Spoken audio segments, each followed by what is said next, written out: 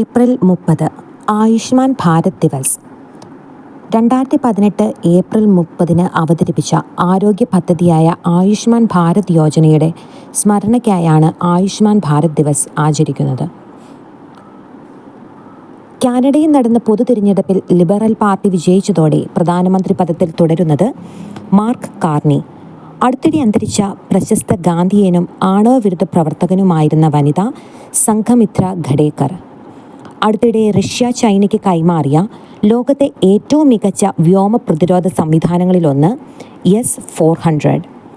ഇന്ത്യക്കാരനായ ശുഭാംഗ് ശുക്ല ഉൾപ്പെടുന്ന axiom 4 mission ബഹിരാകാശ നിലയത്തിലേക്ക് പുറപ്പെടുന്ന തീയതി മെയ് 29.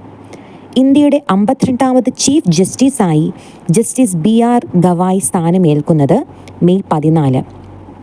തെരഞ്ഞെടുപ്പ് തോൽവിയോടെ കാനഡയിലെ ദേശീയ പാർട്ടി പദവി നഷ്ടപ്പെട്ട ഖലിസ്ഥാൻ വാദി നേതാവ് ജഗ്മീത് സിംഗിൻ്റെ പാർട്ടി ന്യൂ ഡെമോക്രാറ്റിക് പാർട്ടി